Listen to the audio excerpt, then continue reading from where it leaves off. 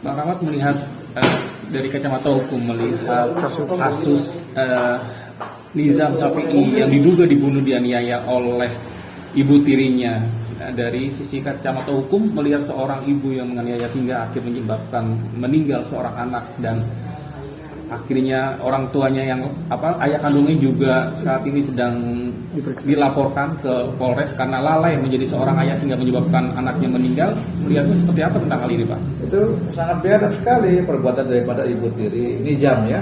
Dan juga saya sangat bersyukur si ayah itu dilaporkan kepada pihak polisi karena tadi dianggap lalai. Benar, dia lalai dengan tanggung jawabnya sebagai kepala keluarga, membiarkan hak asuh anak itu kepada ibu tiri tanpa ada pengawasan dari ayah. Jadi memang tadi kembali kepada tadi nurani lah. Kalau kita memang kasarnya, jangan kita melihat dari kacamata hukum dulu ya.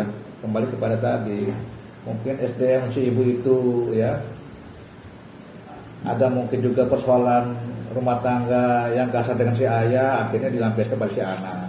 Itu. Jadi kita nggak menyalahkan kepada si ibu tirinya si siapa yang melakukan bukan pembunuhan, yang melakukan penganiayaan kan, yang mengakibatkan korban meninggal kan. Betul. Jadi persoalan rumah tangga karena kesal ditimbang kepada anak. Nggak boleh harusnya kan begitu. Jadi kalau ada persoalan pribadi antara orang tua, sebisa mungkin dijauhkan dari anak-anak kita. Karena nanti kita tidak tahu namanya emosi ya. Namanya tadi sedang naik pitam kan, akhirnya karena lihat si anak kesal ke si anak mukul.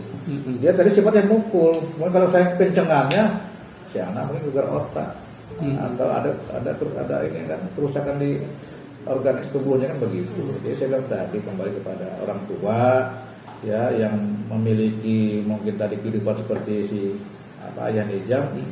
Ya sudahlah, harus kita juga memberikan perhatian khusus kepada anak kita, jangan sampai terjadi lagi nanti penganiayaan yang mengakibatkan kematian terhadap anak kita oleh istri kita atau oleh ibu tirinya begitu.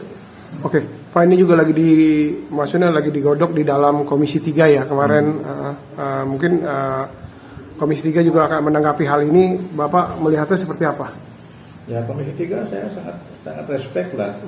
Sekarang ini hebat merespon semua persoalan-persoalan yang viral di masyarakat ya. Kita harus dukung tuh.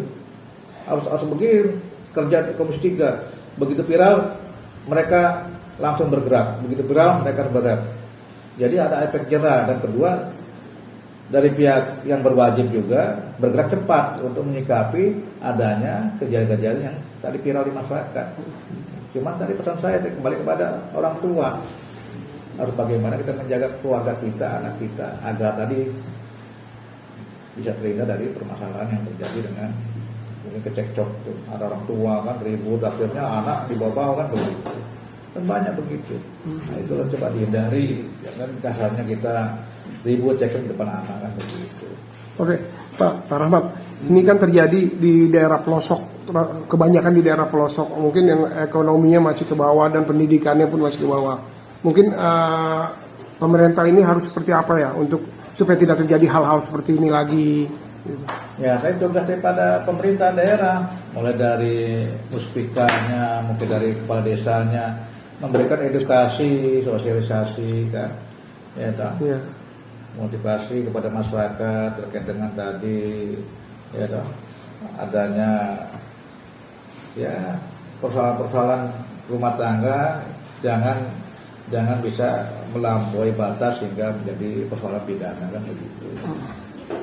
Di situ ada bimas kan, ada mungkin dari kelurahan bisa memberikan penyuluhan terkait dengan hukum, ya terkait dengan kejadian-kejadian di wilayah di desa atau di pelosok yang tidak terjangkau oleh kepolisian kan bisa ada aparat desa, ada RT, ada RW, ada kepala adat bisa memberikan edukasi terkait dengan hukum, terkait dengan tadi persoalan-persoalan sosial kemasyarakatan, sehingga mereka juga ada tempat untuk mengadu.